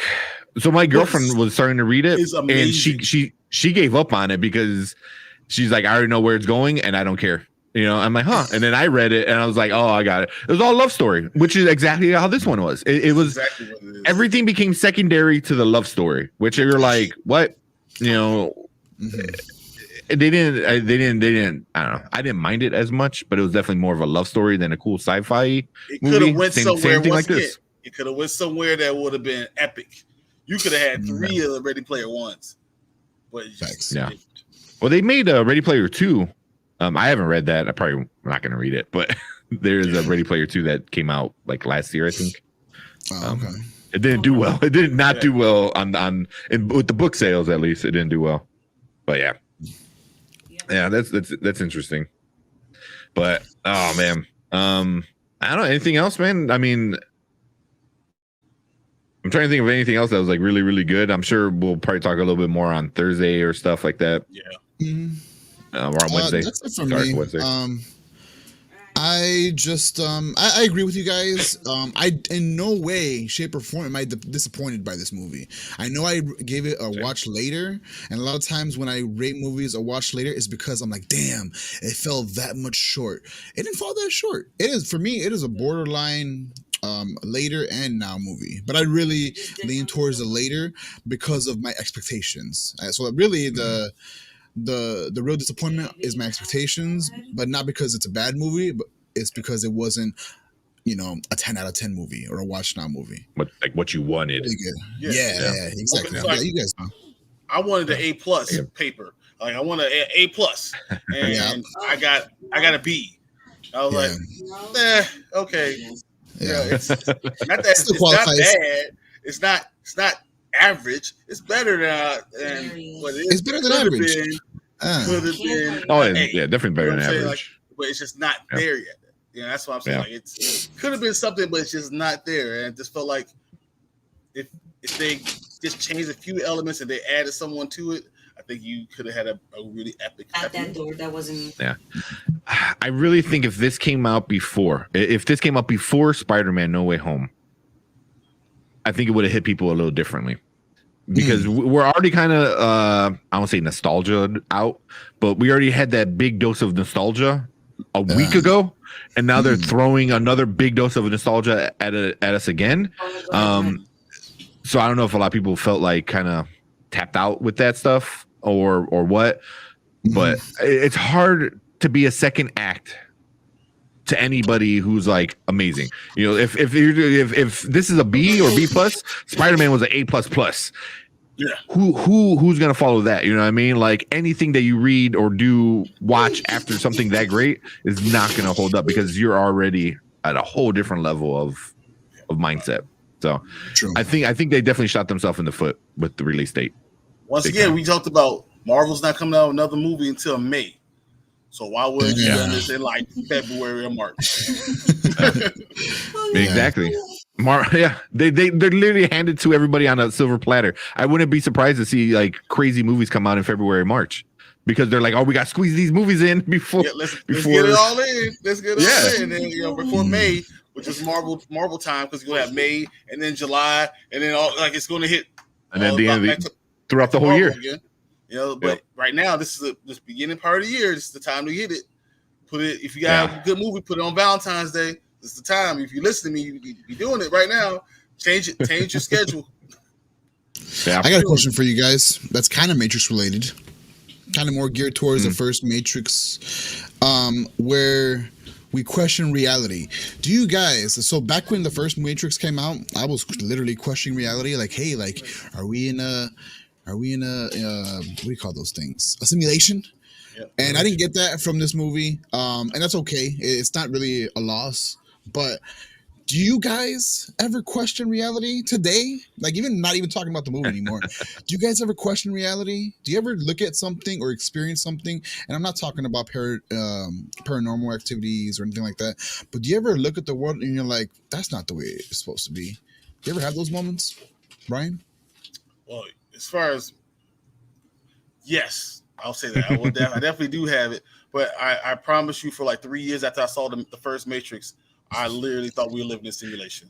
For like 3 years, I was like, I made comments like, I'm messed up with this test, but it's all right. This is a simulation. I'll wake up tomorrow. You're watching every cat walk by. You're like, come on, cat. Is that the one? Yeah. Although I gotta say though, I think they did they didn't go as heavy as they did in the first one. Here you go. Here's a cat. The deja vu. But I think they did kind of in the beginning question like, is Neo crazy? You know, like, did he believe his video game was his real life? And that was like part that I liked about it. You know, it was like, it kind of like, was it real? Was it not real? I mean, obviously, I think we all knew it didn't. I think that's why no one went too hard. Like, oh yeah, like he's crazy. If that was legit, if that's what the movie would have been, that would have blown my mind too. Where like, oh yeah, no, it's all in his head and he's crazy. Yeah. That would have blown my, because they would. Your expectations are here, and then it's like, oh yeah, all that shit was fake. He's crazy. Like he loves, you know, like kind of how Joker did. I don't know if you ever remember, if you watched Joker with Joaquin Phoenix. Like they he thought things would happened. burn down the city. They would burn down Warner Brothers if they did that. Oh yeah. They were big time. There'd be people like literally with pitchforks. Like, where'd you get a pitchfork from? Well, like, live in the city. Where'd you get that? Yeah, that's funny. That would have been interesting, but I think they did get to it. But yeah, I do like, especially after watching the first one, I did question like a lot of things. I was like, too many coincidences, you know, where like when is it too many, you know? And I think that was definitely one. Even still now, I'm like, if I need something to happen, I'm like, I have to have this to happen. I need to do this, like, you know, for work or for school, and for whatever reason, like it happens, and you're like, okay, like, is it a sign? Am I in the Matrix? Like what's going on? I'm gonna hide Brian. Brian got froze. Oh, okay. Yeah. I don't know. Till this day, I question reality all the time. So I've experimented with psychedelics. I'm not saying that alters my perception of reality based off of that alone. No. But things as small and minuscule as like deja vu, right? That was talked about in the first movie. Or like the Mandela effect, when things happen and you're like, oh, you know, like certain things like that, they still blow my mind. Or even it's a joking kind of conspiracy, but like, you ever see your neighbors get groceries or bring groceries inside their home? You never see that. You never see that. And it's like, wait, am I the main character to my own simulation? Is that a thing? Does everyone have their own simulation? I always think about really crazy things like this, and maybe someday, you know, my son will put me in a nursing home for talking like this, but and I'm okay with that. But I definitely question reality all the time. I question like times when I was younger, not to, you know, this is the last thing I say, but I've had instances where I saw something, and it sounds crazy, I saw something happen before it happened, and then, like you said, and then when it does happen, I think I'm like, you know, a superior being or something. I started thinking, like, am I a Jedi? Like, yeah. And I've had things happen to where they're just so specific. It's like, how could I have guessed that to happen? Like, I guessed one time a cup of orange juice was going to fall off the table. It was nowhere near the edge of the table. So it's like, how could it have fallen off? It, like, man, still to this day, I saw it happen. And still to this day, I'm freaked out because I'm like, how did the cup get from damn near middle of the table, get knocked over by itself and then roll off and somehow get. It's a big table too, the one I'm talking about. But yeah, there's so many times where I'm like, did that really happen? Is that in my head? Yeah. So I Makes don't you know. That's think something. you're like, what? That's my last thing I want to leave with this review is like, you know, do you still, you know, in the comments if you have a you know, a situation or a story that you want to kind of type out real quick, go ahead, put that in the comments. I want to know if you experience what I experience, because still to this day I will get paranoid. Really, I mean, it's not a big deal, but I don't know, man. Talk about it. It's interesting. I'm sure. Well, here, real quick. I don't know if Brian's gonna be able to come back. Oh, there we go. So I did a poll. I always do a poll. So if you're watching, always go check us out on. Oh, there we go. Oh. Here's Brian. So I always put up a poll on YouTube. And you give your rating, you know, as the viewer. And I always do now, later, never. So we're 50-50 between now and later, which is really interesting. And I didn't vote. I didn't vote. So we got, I believe it was six votes. So, I mean, you know, it's not a lot. But 3 people said now and 3 people said later, which is pretty interesting. You know, that's right where it needs to be. That's, you know, give respect to the movie. It's not great, but it's not terrible. It's a good movie. It's a good movie. Yeah. Exactly. It does not deserve all this hate that I've been seeing everywhere. You know, not the hate. And I know I was telling Brian before we went live was I don't know if it's a thing that YouTube movie critics do where they just hate everything. Like everything. There's a guy I watched today because I wanted to see other Matrix kind of reviews, and I clicked on his channel and he did a Spider-Man review, and he just like ranted how trashy the Spider-Man movie was. I was like, okay, yeah, your opinion's garbage. So I get it. You know, like this one, you can argue like it's trash. I don't think it is, but like something like Spider-Man is garbage. I was like, nah, I know what you're doing, and I don't like it. I don't like it. Shock jock. That's what they're trying to shock you. Like, yeah. You like it? It was the worst thing ever. How? Like I'm gonna listen to the guy who likes to scream and yell and say how everything sucks in the world. You know. So no one likes the guy who's like, oh yeah, hey, how you doing? You know, like the nice guy at work. Everyone's like, you son of a bitch. So I get it. It's not fun for me, but we're all sheep. That's what it is. And watch cat in the videos. Matrix. Yeah, in the Matrix. I think that's what it was. Oh man! But anything else, man? Before we start heading out? Nah, that's it for me. How about you, Brian? Yeah, it was great. I loved it. So that's it. Yeah. We haven't had Marvin come in, man. It's been a while since he came in. He came in and he made me think about some stuff, like legit. Like I was like, oh, I didn't even think about that. So appreciate that. He's and then a smart guy. So yeah. Well, yeah, I know in our group he came on and he was just like he goes, when you guys talking about this, because he was ready. he goes, I got something to say. Yeah. So that was kind of cool. Man, we get a lot of spam in YouTube chat today. Today we did. Yeah, usually it's over on Twitch. We get a lot of spam. I don't know why we're getting so much spam over on YouTube, but anybody watching YouTube, sorry. But yeah, man, let's get out of here. So I know, so we got our football shows throughout the week. You know, tomorrow, Tuesday, we got Panda and Grizzly. Wednesday, Dynasty Pylon. Sundays, also Morning Spike. So if you like your sports stuff, make sure you go follow us over there at the Nerd Huddle and Dynasty Pylon. And then also we have our nerdy stuff where we are going to break down Book of Boba Fett is coming out this week, which is going to be super awesome. I can't wait. And I think we're going to start talking about The Witcher. We're going to break down a couple of episodes of The Witcher. Nice. Man, it's just so good. The Witcher's just so good. It's awesome. Me and my girlfriend always laugh at the wigs because the wigs are so bad.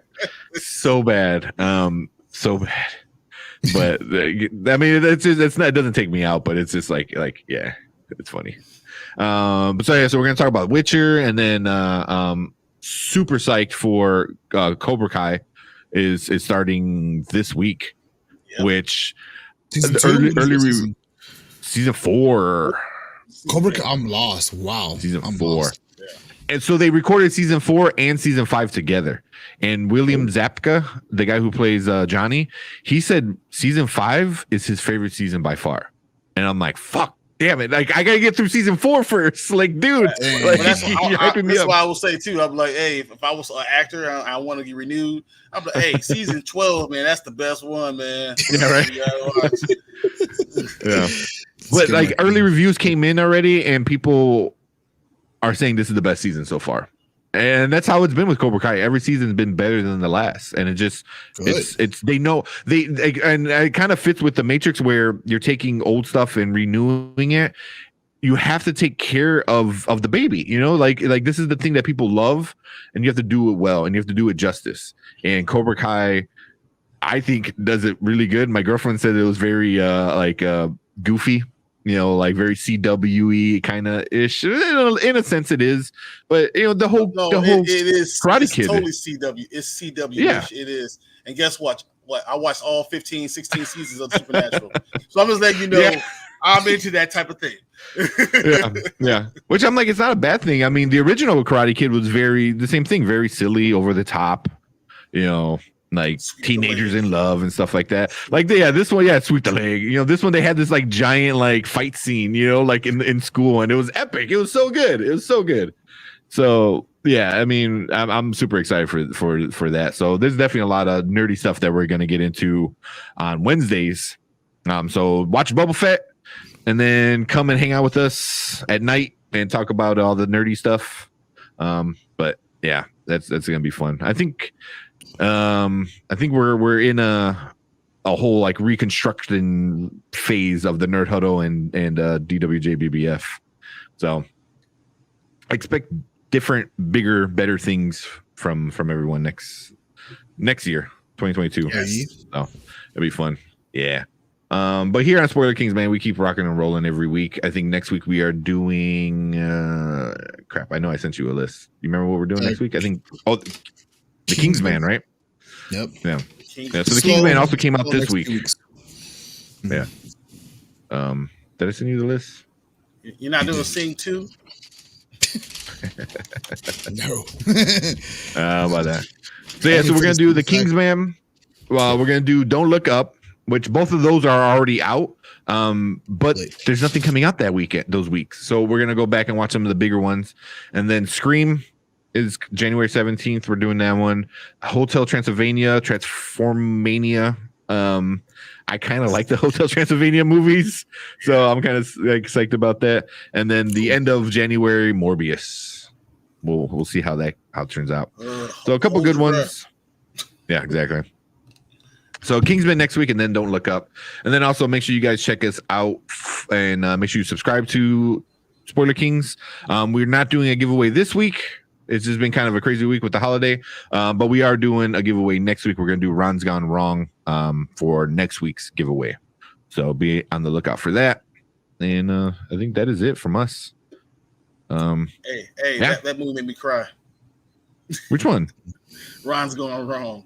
Really? I was sitting watching my girls. I was like, "Is it a sad movie?" You said Ron's Gone Wrong. It's on Disney Plus. I was like, I know I saw it in movie theater twice. Oh, really? I didn't think it was that good. I didn't see it was. I once again I have girls, but that first one I was like, after seeing Clifford the Big Red Dog. Oh God. Yeah. Ron's Gone Wrong was okay. It wasn't Pixar. It wasn't even DreamWorks. It was like a bootleg company. It was okay. Pixworks. Yeah. Say what? You said Pixworks. Thing, right? Oh, okay. No. You were serious. I'm like, do they really do that? Okay. The animation was good. Zach Galifianakis was the voice of the robot, which was kind of funny. I think he has a very funny voice, but it was not bad. It was good. I think if you have kids, it's definitely good. I think they'll like it. Bright colors, very modern with social media and stuff like that, which is kind of interesting. Yeah, 80 on Rotten Tomatoes. So yeah. Wow. Yeah, like I said, it wasn't a bad movie. I didn't see anything. It wasn't Pixar. You know, when you expect Disney, you expect Pixar Disney, and that wasn't it. So you're like, what's going on? But still, it was good. It's worth a watch if you got nothing else to watch when you want to watch it with your kids. Wasn't too bad. All right, man, let's get out of here. So Kingsman next week. That is it from here from the Spoiler Kings. Check you guys out. If you want to talk nerdy, come check us out on Wednesdays. But all right, later. See you guys. Deuces.